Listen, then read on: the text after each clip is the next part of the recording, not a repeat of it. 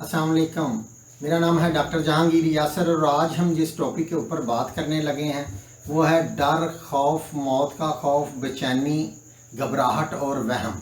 इसके ऊपर बात करेंगे, इसकी वजूहात के ऊपर बात करेंगे और आपको कुछ होम्योपैथिक मेडिसिन बताएंगे जिसके इस्तेमाल से ये सारा मसला ठीक हो जाएगा। तो वीडियो शुरू करने से पहले अगर आपने मेरे इस चैनल डॉक्टर जहांगीर यासर को सब्सक्राइब नहीं किया तो सब्सक्राइब ज़रूर करें और साथ बेल आइकॉन को भी प्रेस करें। हमारे मुल्क के अंदर 40% जो लोग हैं ये इस मर्ज़ का शिकार हो जाते हैं।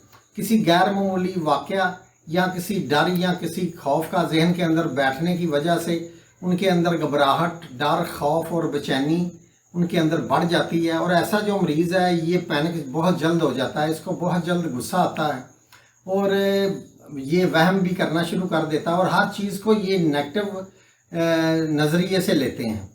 तो इनके अंदर बहुत ज़्यादा घबराहट होती है और वो अंधेरे से खौफ खाते हैं और ये लोग आहिस्ता आहिस्ता एंजाइटी की तरफ चले जाते हैं और ये ना तो पब्लिक पॉइंट पे जा सकते हैं या क्राउड के अंदर ये बेचैनी महसूस करते हैं। किसी ट्रैफिक के अंदर फंस जाएं तो ये बहुत ज़्यादा घबराहट, बेचैनी इनके अंदर बढ़ जाती है, ये पैनिक होना शुरू हो जाते हैं। तो ना तो ये फौतगी वाले घर जा सकते हैं और ना ही ये किसी मुर्दे को देख सकते हैं। अंधेरे का इनको खौफ होता है, इनके अंदर वहम होते हैं, नेगेटिव चीज़ें इनके जहन के अंदर चलती रहती हैं और ख्यालात की भरमार इनके जहन में हर वक्त होती है और हर चीज़ को ये जो नेगेटिव नज़रिए से ही लेते हैं।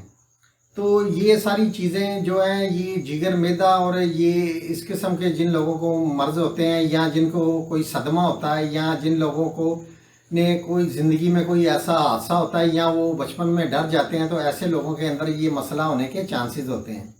तो इसकी चंद एक वजूहात जो देखने में आती हैं वो ये होती हैं कि कोई गैर मामूली वाक़या उन्होंने देखा हो या कोई हादसा या किसी सदमे की वजह से या अचानक वो किसी चीज़ से डर जाएँ तो उसके बाद इनके जहन में ये चीज़ें बैठ जाती हैं।